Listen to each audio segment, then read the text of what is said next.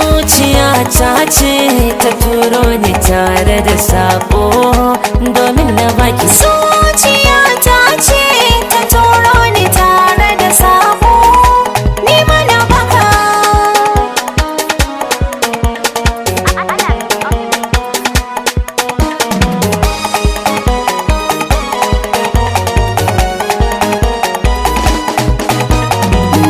Da dakatar da saka furce a harce zuciya kan ki ta haye tanadi. Na fusata dan bidar ganin ki inda duk kike zana zo gare ki ba taraddadi. Gani kara so ki furtan lafazi na ji dan farin ciki ya sa na fara gangadi. Da san ki zana mance da duniya da ke da mun tsaya bana ta dariya gani da rangwadi. A duniya take dai ne washin fidi ki shakata cikin shi babu hassada da mahagudiya. Zana bayyana farin ciki na hake ce ba macen da za ta zo ta iske ki.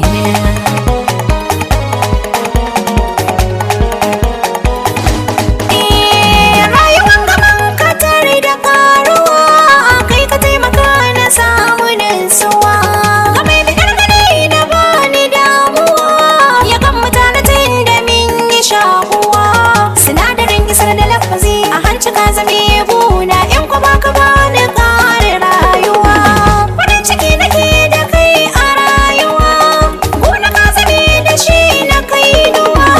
San ka yayi zargi ya zagaye zuciya ka tange na shaida za ka zo ka bani garkuwa. Na aminta zan je duk inda ka so ka gane zan bi fa mu zauna ba batun ka so ni na ki.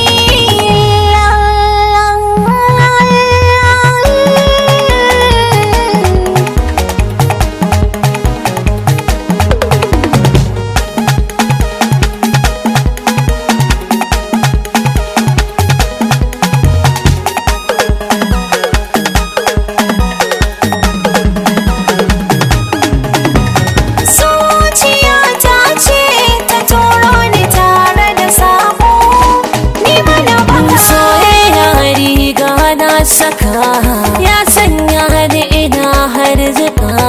Kalamin zuci zai bare a baka zana bayyana ki jikirka.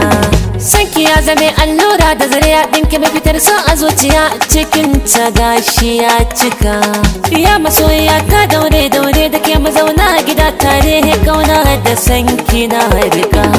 Madafata a mata ke ce in na barki zane ya hauka.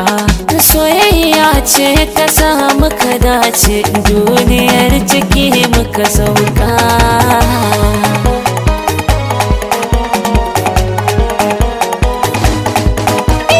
Rayuwa za ta yi tsada tun da ka bani duk yarda. Ashe da ranar gudar aure har mu tare a gida. Zana jaddada na fadada farin cikin zarce duk fada so ya sani na zama suda. Zana gargada da shimfidar da ni'imar tanadin gida komai na yi ba idan ka bida. San ka ya tsini ya daga ya cike zuciya ya huda ya wadata ciki ya buɗa ya kai ga yanzu sam